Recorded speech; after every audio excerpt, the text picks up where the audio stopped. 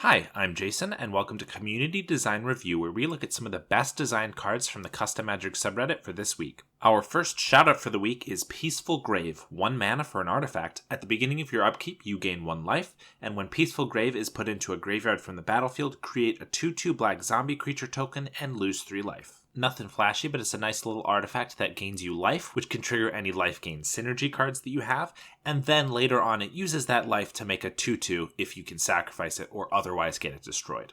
Nice little card and a flavorful design. Our second shoutout for the week is Stealth Tactics, blue and a black for an enchantment. You may cast spells as though they had flash. You can't cast spells during your turn. This is a really cool design. You get a really cheap Vidalcan Orrery, which is extremely powerful, allowing you to cast creatures as essentially combat tricks, popping up and blocking opponents' creatures. You can also cast sorcery kill spells and take an extra turn spells, pretty much whatever you want, on your opponent's turn so that they don't know what's going to happen.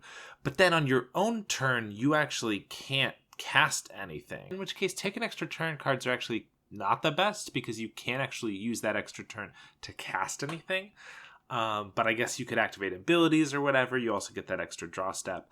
Forget what I said about extra turn spells. But overall, this card seems really cool. And I think it would be interesting finding the right deck for it, because you'd obviously want a lot of cards that don't already have flash, but you'd also want to have a lot of cards that specifically are better being cast on your opponent's turn. And you want to be okay not casting spells on your own turn. So this makes for a really interesting deck building, and I really like the design.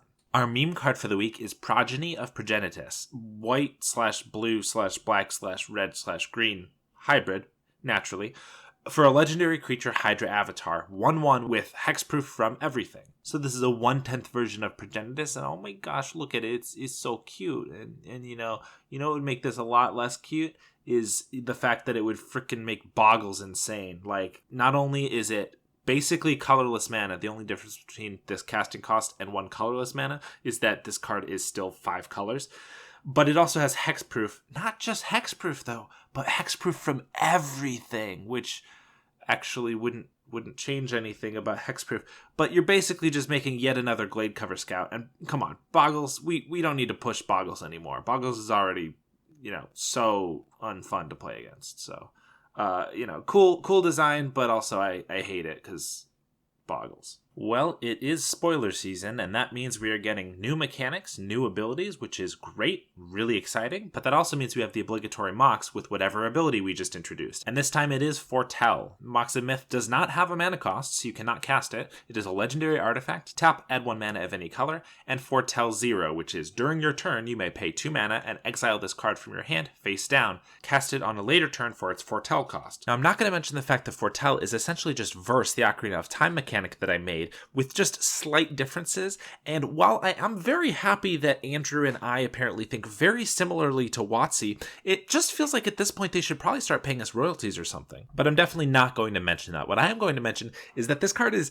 really not all that exciting. It's essentially just a 2 mana rock that enters tapped because you're not allowed to cast it for free until your next turn, at the very least.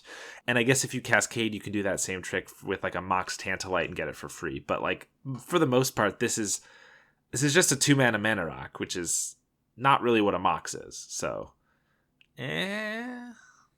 Number 4 for this week is Honeyhorn, the Hive Knight. 1 black-green for a legendary creature, Insect Knight, 1/3, flying, first strike, other insects you control get +1/+1, and whenever 1 or more insects you control deals combat damage to a player, choose 1, populate or proliferate. Now this card does have a lot of abilities, but the flying and first strike, while really good, aren't necessarily the most powerful on a 1/3, which is why I think this is fair.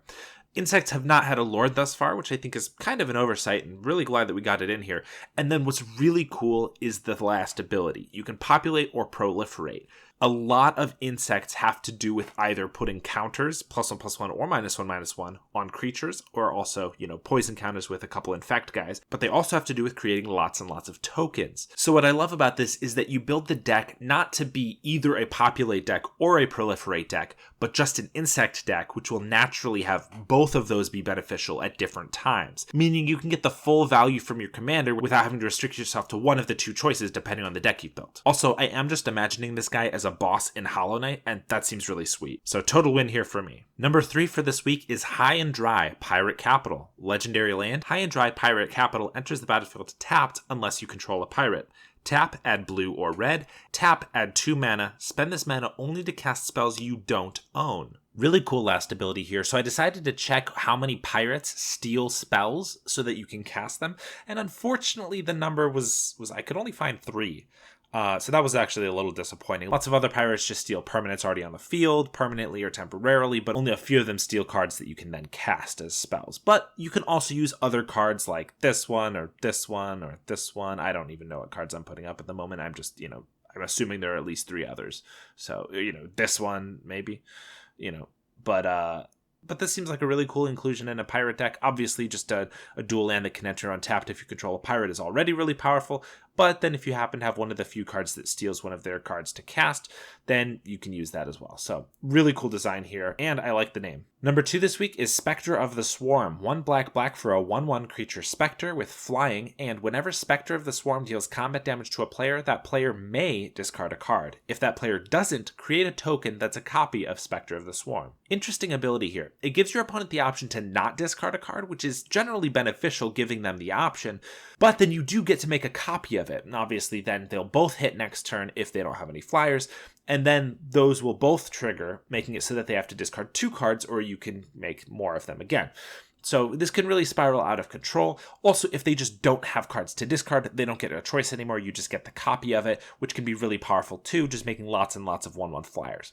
It does seem a little bit slow, seeing as you're playing a flying man for 3 mana.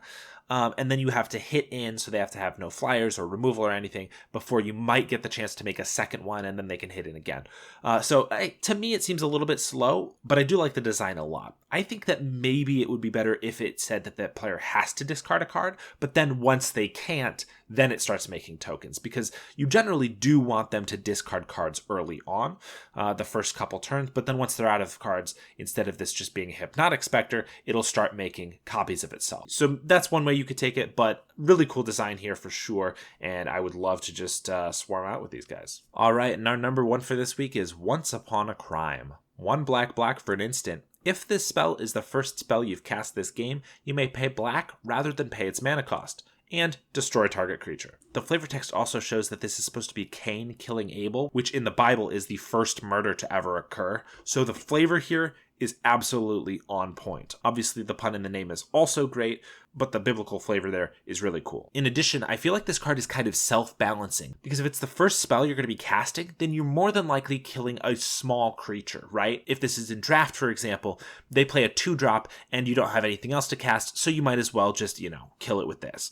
But that makes it so this card isn't insanely powerful, because there's not really a way for you to kill, a 6/6 for a black mana, unless if they're either cheating that 6/6 out really early, or you just don't cast anything for like 5 turns, in which case you're probably dead anyway. So I feel like this ability is kind of self-balancing and is a lot more eloquent than some card that it might be, kind of similar to. So good job. Overall, great design this week. I think this is one of the best batches of cards I've had to review since we started doing this over 6 months ago. All right, that's all we have for this week. Thank you so much for watching. If you liked this video, then like the video. Come on, it's not that hard.